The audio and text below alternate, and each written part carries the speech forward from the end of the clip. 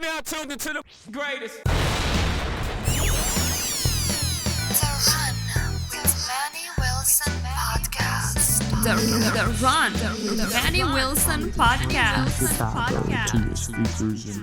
The best sports podcast there is. Yes, sir. What's up, everybody? Welcome back to The Run with me, Manny Wilson, all the way from Detroit to Chicago to your speakers and headphones.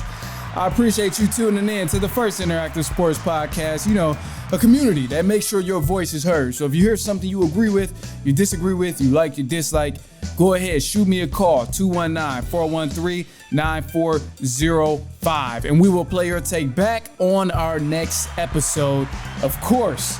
Now look, man, the NFL draft was yesterday. I don't have too much on the draft because we got NBA playoffs right now.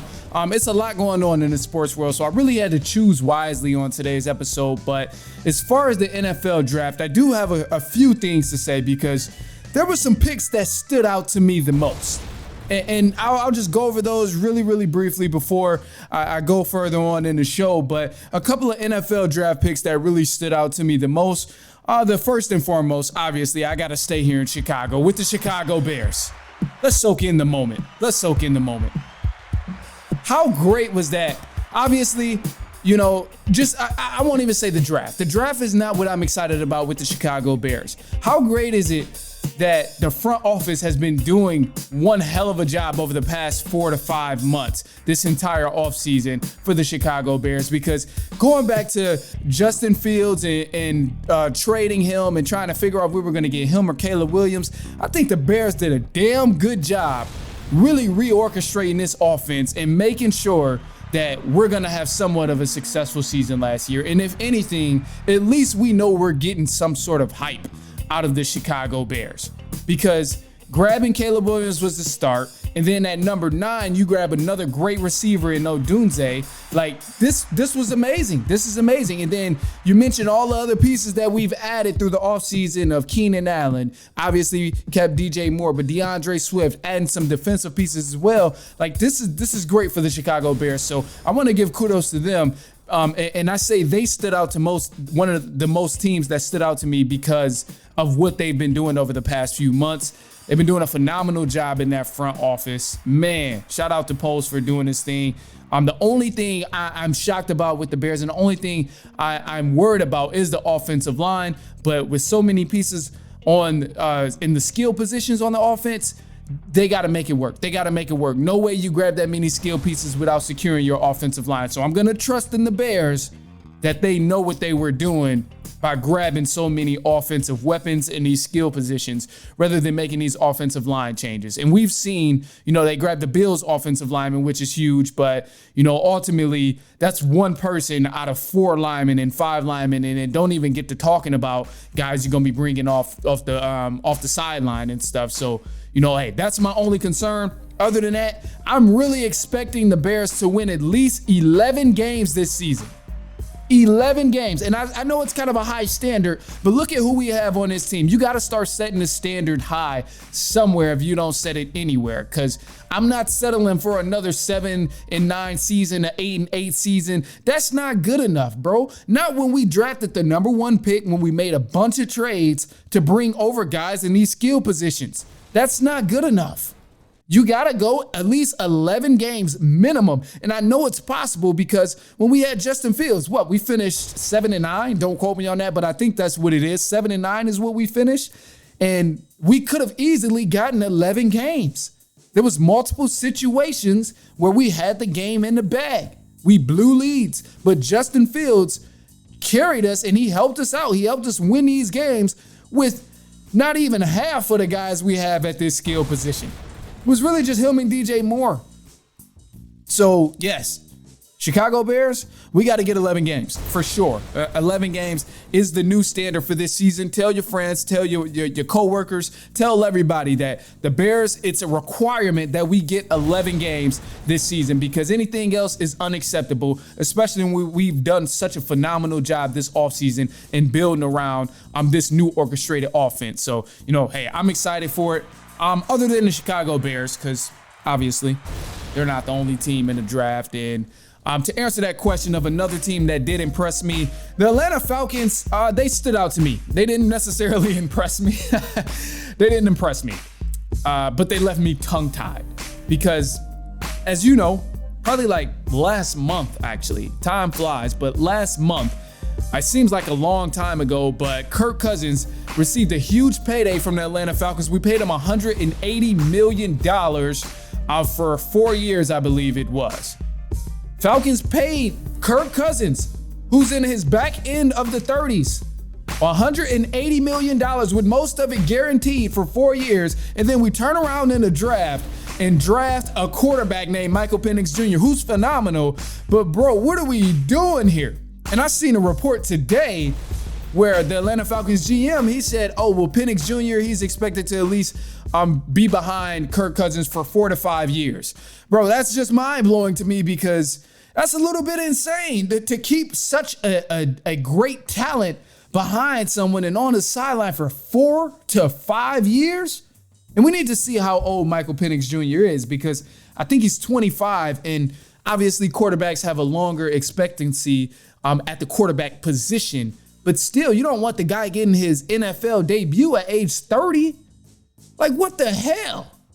So to me, I'm like, okay, immediately I'm thinking, all right, are we going to draft him or we drafted him? Are we going to trade him to somebody to get more ammo on either the defensive end or the offensive end? Or are we really going to hold on to a quarterback that we don't need who can clearly be a game changer somewhere else? So, you know, they left me speechless here, and, you know, I was kind of mind blown, but we got to see how old Michael Penix Jr. is because, I mean, this just doesn't add up to keep a guy like this on the sideline for so long when we know how effective he can be playing in the NFL. He's 23 right now, but I mean, ultimately, wait 5 years, 27, making a debut in the NFL? Ooh, I don't really stand behind that. All right, there was another team, another pick that stood out the most to me. The Los Angeles Chargers.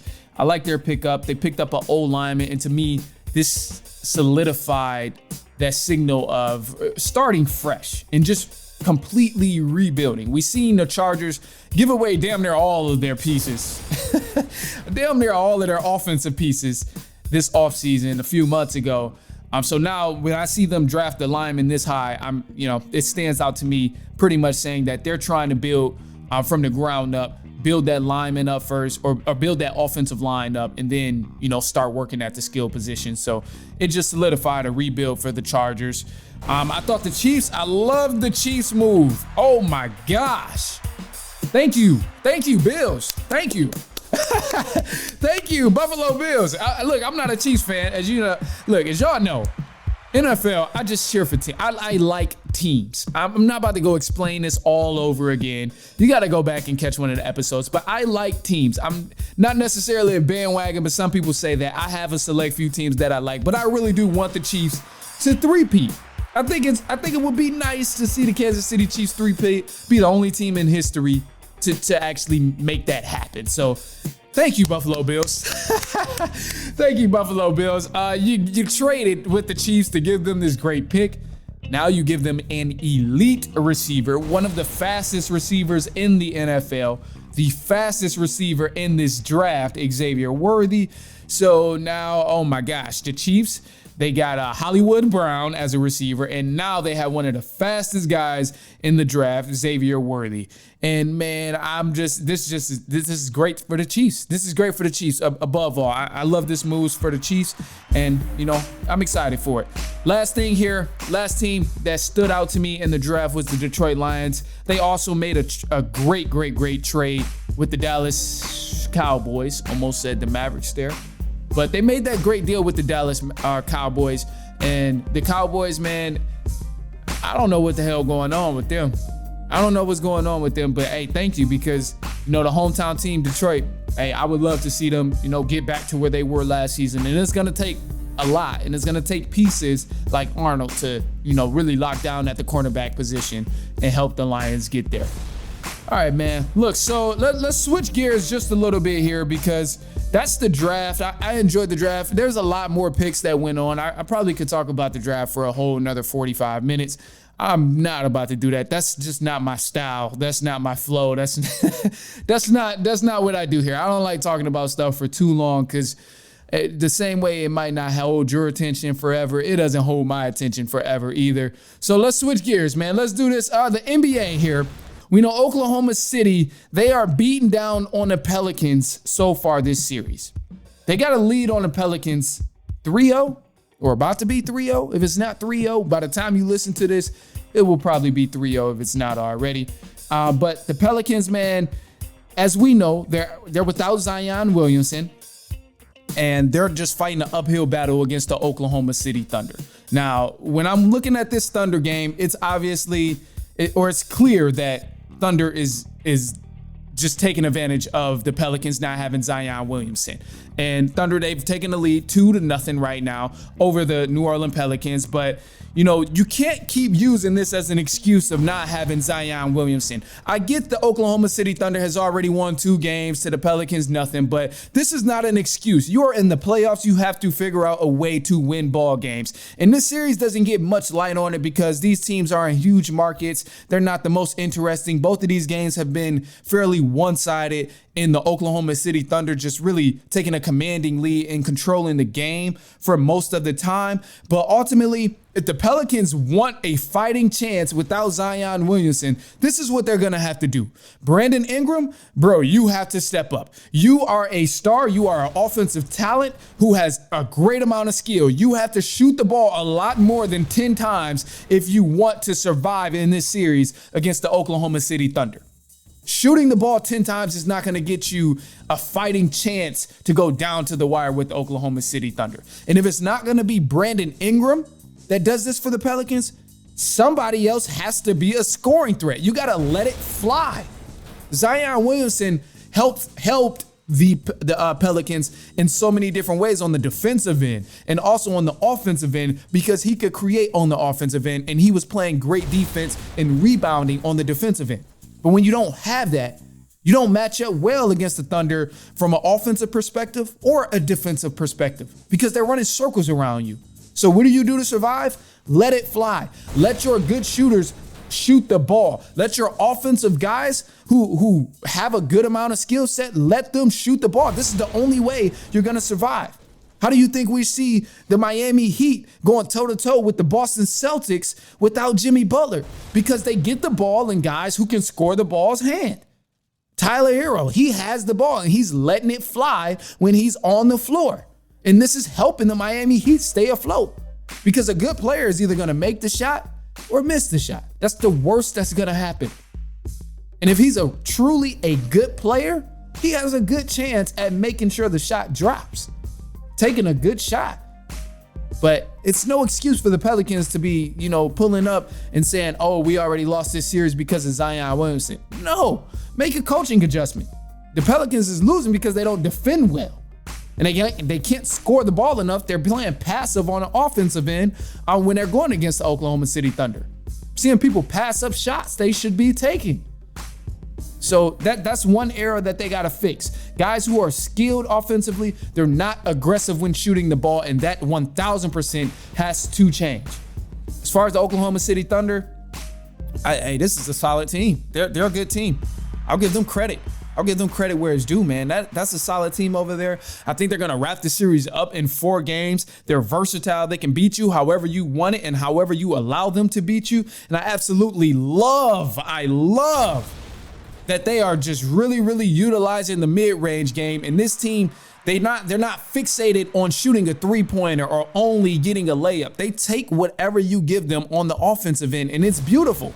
It's beautiful. We see a lot of teams that's thriving right now in the playoffs play this way, where they're taking whatever the offense or whatever the defense gives them. And this is how you should be playing basketball. If it's an open layup, you take the open layup. If there's a lane that allows you to go to the cup and get a layup, you should do it. Take advantage of it. So I like this Oklahoma City Thunder, man. I've been giving them a lot of hell over the past probably month or so, just how they're young. And I still think they're going to probably get the boot second round when they play the Clippers or the Mavericks. But ultimately, it will be a good series. I mean, they're a good team. They play well. They play defense. They rebound. They take good shots on the offensive end. And the role guys outside of Chet and the Mr. MVP right now, they're playing good. The role guys outside of them two are playing really, really good. So voicemail callers, as always, you can always shoot us a call, 219-413-9405. If you have a quick take or if you have anything you just want to get off your chest, respond to something I said if you were listening. Again, man, I always want to remind y'all, if you send a voicemail, make sure it makes sense, because some of y'all be sending some stuff and I ain't putting that on here. You got to make sense. You got to make some sort of sense, at least give some sort of solid take. It can be a question. It could be a comment. It could be about how Darvin Ham just sit there with his hands in his pocket when he's supposed to be coaching the Lakers. Oh, yeah, we're going to get into that. We're going to get into that. But look, we're going to take a quick break. We got some news coming up in just a second. Don't go anywhere. It's halftime.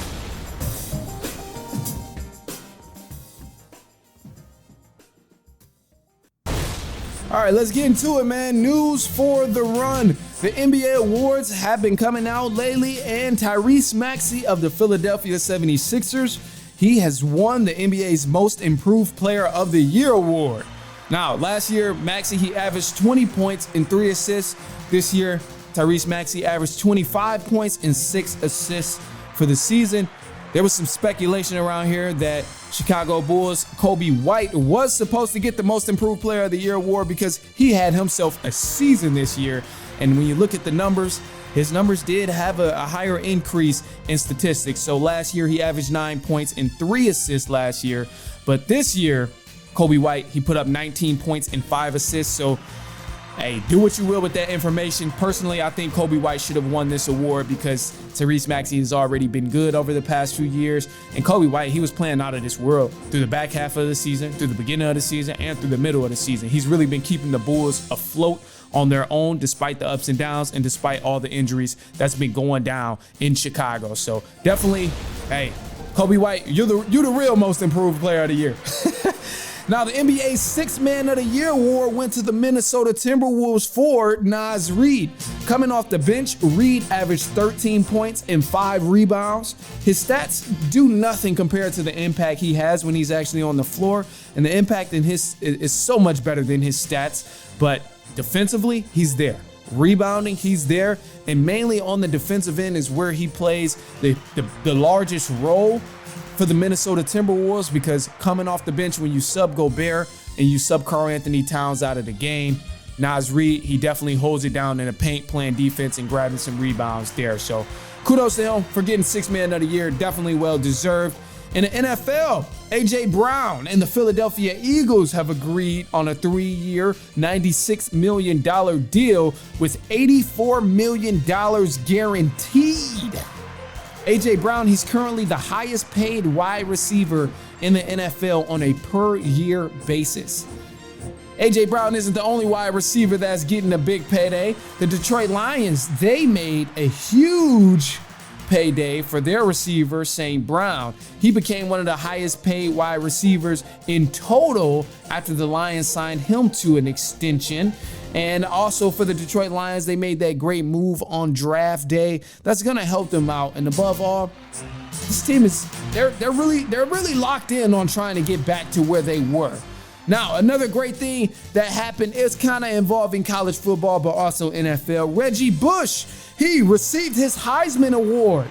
The NCAA, they granted Reggie Bush his Heisman Award due to the eligibility of the NIL deals and players being able to make money and profit off of their name, which was the same reason that Reggie Bush had his Heisman Award revoked. But now, he's got it back. So Mr. Heisman is back in the house.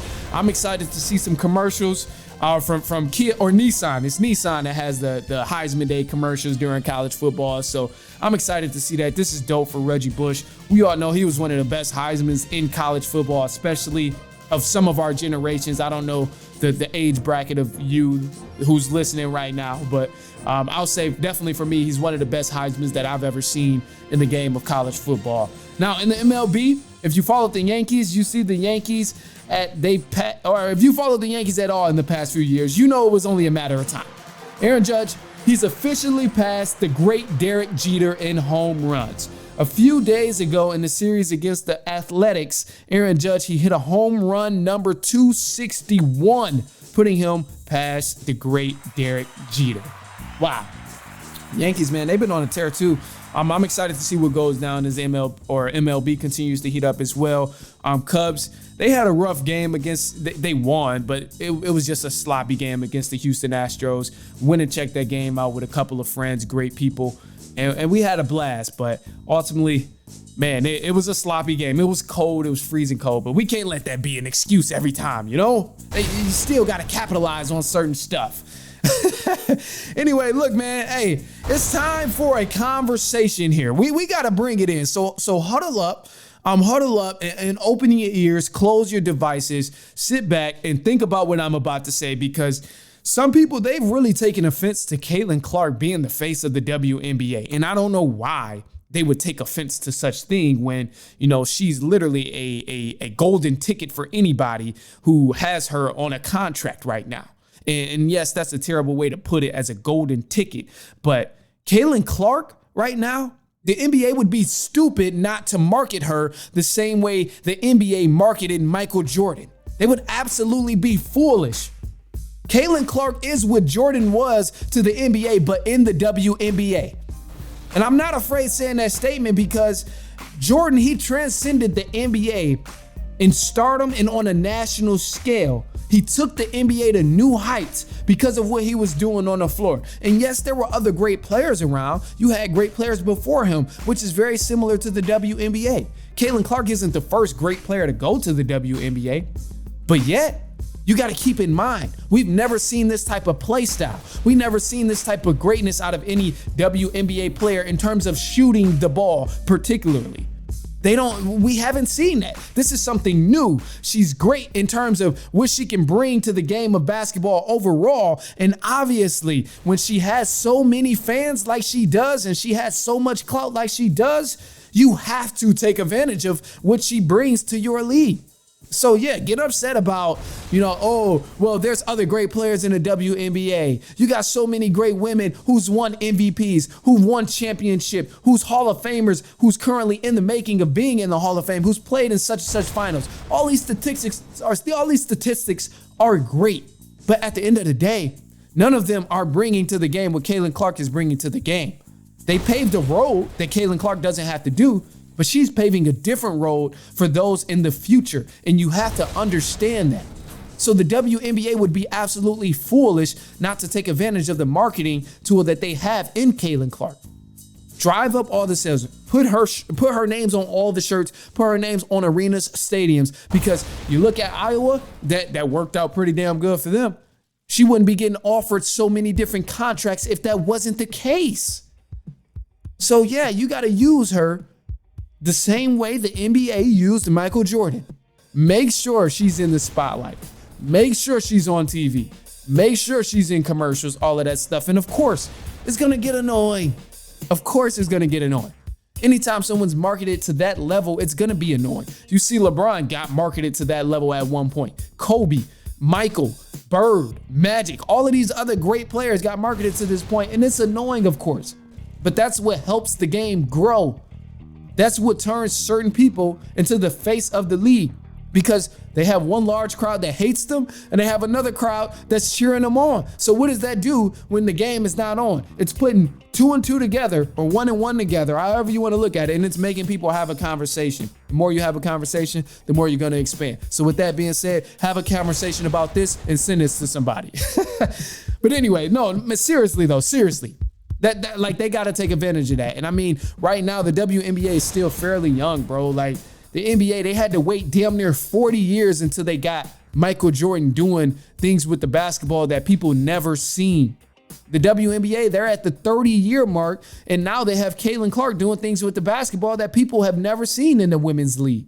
Because, yeah, there's a lot of great shooters, but nobody, be real with yourself. Be real with yourself before you start hating about anything. Before you start hating on Caitlin Clark and saying, oh, other people are good, be real.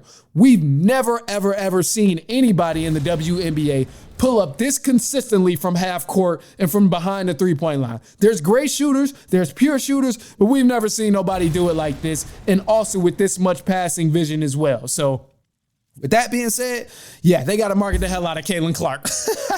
They got to market that girl.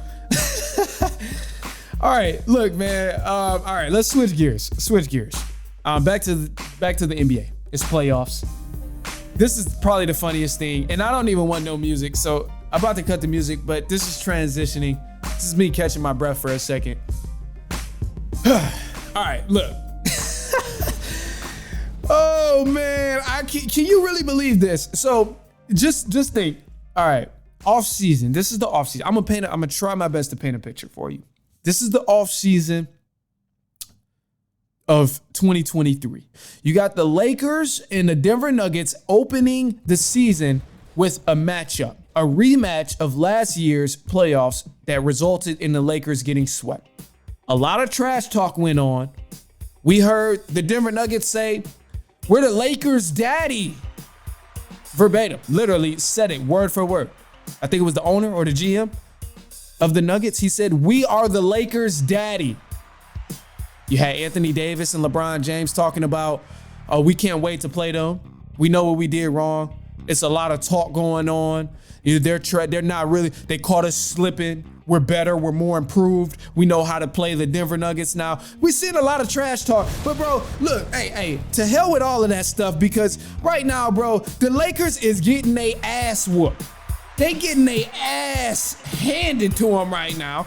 Darvin Ham ain't doing a damn thing about it. He's sitting on the sideline, just chopping it up with his hands in his pocket, looking like the meme from Twitter from Friends, looking like the Friends meme from Twitter. I'm gonna try and put it in a video as best as I can, but those who listen to the podcast, I'm sorry, you're just gonna have to search it. Friends meme with guy with his hands in his pocket. That's what Darvin Ham is doing right now. He's not doing anything. You got D'Angelo Russell shooting inconsistent as hell. I told y'all this was gonna happen. I told you.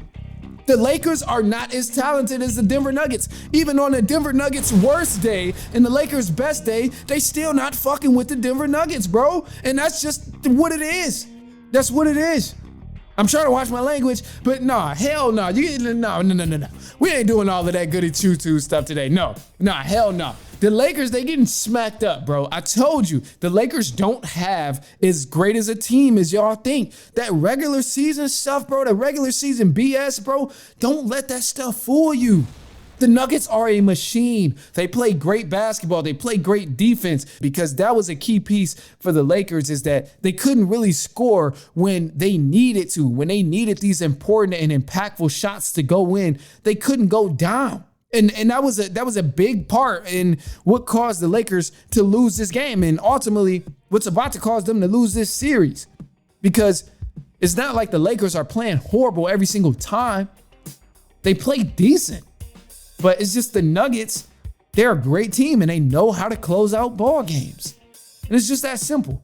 So, man, it's funny that the Lakers are about to get swept again, bro. Back-to-back years. And man, kudos to, shout out to LeBron for giving us something to talk about, giving us some more content that's just about to have the internet in a frenzy. But I highly doubt the Lakers pull off game 4. At this point, their spirit is broken. They are done. They're depleted. Where's my phone? There was a clip. Someone asked, or I didn't hear the question about what LeBron said, but I'm gonna just play it just to stir up the pot a little bit. I don't know what the question was. It was probably some off the wall type stuff. But this is what the leader of y'all Los Angeles Lakers said, bro. Something after the game, they asked him something, and this is what he had to say, bro. He said, "It's just basketball. At the end of the day, it's just basketball. It's just basketball." Can you believe it? It's just basketball. At the end of the day, it's just basketball. Can you believe this? It's just basketball. And it's just basketball. At the end of the day, it's just basketball. Oh, bro. This is what he's saying. Y'all leader is defeated, bro. Darvin Ham them wore this man out. He done stripped him of his game. And it's just basketball. At the end of the day, it's just basketball. He stripped him of his pride, bro. It's a damn shame. It's a damn shame. I can't believe it, bro. Anyway, look, man, that's all I got for y'all today. I appreciate you if you hang with me. My voice is about to give out. I've been doing a lot of talking. I need to sip some water at this point. I'm gonna take a big heads up. All right, let's finish this out, man. The last note here just to leave y'all with something positive, I'm gonna say, man, I've said it once and I said it before. Take that time if you need it to devote to yourself, bro. Really devote that time to yourself. If you've been feeling overworked, if you've been feeling like, you know, you've been doing a lot, putting in a lot of work and you know, you're not satisfied mentally, take that time for yourself to rejuvenate. You gotta take that time. This is currently what I was just going through this week. I always try and just relate these messages to things that I've been going in as I'm on this podcast journey, trying to just, you know, make this the main thing, make this all of that, and, you know, become the best sports podcaster that's really out there. And, you know, that's ultimately the goal, is to be number one in the category of sports podcasting. Like that's the whole lane. So as I'm on that journey trying to attain that goal, these are things that I come across. And some of these things is like I work hard. I'm at it every single day, weekends as well. And there's times I get exhausted, bro. I get exhausted sometimes. I'm like just preparing and doing all the behind the scenes stuff, sometimes editing, breaking down clips. I get exhausted. And it's normal. It's okay. Because when you recover, you take that time, you actually get some sleep. You actually, you know, eat the proper food. You actually eat meals or eat food in general, because sometimes I know as fellas, when you're focused, I won't even say as fellas, but when you're focused, you forget to do that. You're just locked in. And sometimes that is the case, but when you're really at it and you take that time for yourself, rejuvenate, come back even stronger. And I'm just a firm believer that has been the case for me, as I'm almost a decade in now, man. That is amazing. I came to that realization the other day, bro. I am almost a decade in. June will be 7 years of me podcasting, bro, which is crazy. And like, I'm not saying that to toot my own horn, but at the same time, I'm saying it to bring myself back to reality of just being present, of, you know, how much I've really dedicated in my life to trying to become number one. And it's not an overnight process. I know the shit's not gonna happen next week. It may not happen the week after that. Shit, it might not even happen in the next 3 to 4 years. Who knows? But ultimately, I'm trying to, the only way to get there is to try and fail and learn and live. So that's the angles that I'm taking. So I want to leave y'all with that, man. A lot of this stuff is just coming straight from the heart of me talking, bro. I have a tough time. What I've been trying to do lately is really be open, and I have to stay conscious of trying to be open, because it's not comfortable for me, truth be told. It's not necessarily comfortable for me to share all the things that I'm going through, or share the adversity that I'm facing at times of working full-time and also full-time podcasting and you know, doing all of this different stuff. So, you know, it's not necessarily comfortable to admit certain things, but I know if I don't admit it and I'm not open to it, then I'm never going to be able to help somebody out. I'm never going to be able to help the person who's trying to accomplish whatever they're trying to accomplish, whether it's going to play professional sports, because all this shit is the same, bro. It's all the same. Whatever you do, you got to devote time. It's going to be a journey, whether you're trying to be a painter, whether you're trying to be a broadcaster, whether you're trying to be a professional athlete or a professional journalist, or even if you're just trying to be the fucking manager of a plant, the owner of a company. It does not matter what it is. Whatever you try and put your energy to succeed, it's gonna take effort, and it's gonna be a journey. It's gonna be ups and downs. It's gonna be roadblocks that set you back. But as long as you learn from it, you get up and you take another step forward, I promise you, bro, we all gonna get there together. We all gonna get there together. I don't know how I got so fucking motivational right now, but but look, man, hey, that's real spill. That's real spill, and it's only a matter of time for all of us. If you out there on the run, that's why it's called the run, bro. Because hey, we on a run. We just on a run, bro. We live life and we're on a run as we doing this, and it's multiple things that's coming at us. When you running, sometimes you come across some chunky sticks. Sometimes you come across unpaved road. You come across rocks, all of that stuff. So, hey, that's what it's about, man. That's what it's about. So anyway, look, if you've been hanging with me this far and you done hung through the motivational speech, dog, you are family. You are family, bro. You gotta call in. I would love to hear that too. I would call in here and tell me, bro, because you are family. You have every right to ask me for anything. Just don't ask for no money, because yeah. Just don't ask for no money. I'll chop it up with you. I'll give you time. Time is more valuable than money. Anyway, look, send this to a cousin, a brother, an aunt, an uncle, a niece, a nephew. I've been on here too long, bro. I'm about to get some damn rest. I'm fucking exhausted. Only if you knew the week I've had. I'm not gonna spend another hour on here telling y'all about it, but I'm fucking exhausted. Oh my gosh, this has been one hell of a week. I'm so grateful I'm here. I'm so grateful I get the podcast with y'all. Anyway, look, hey, send this to somebody you love. Send this to somebody you're friends with, coworker, niece, nephew, anybody, uncle, brother, coworker, whatever. Until then, man, we will be back later on this week. Follow us on Instagram at The Run Podcast, and you can follow my personal at I am Manny Wilson. But until then, man, this is The Run, and we will be back later on next week with another episode. And man, we will be back so on and so on and so on.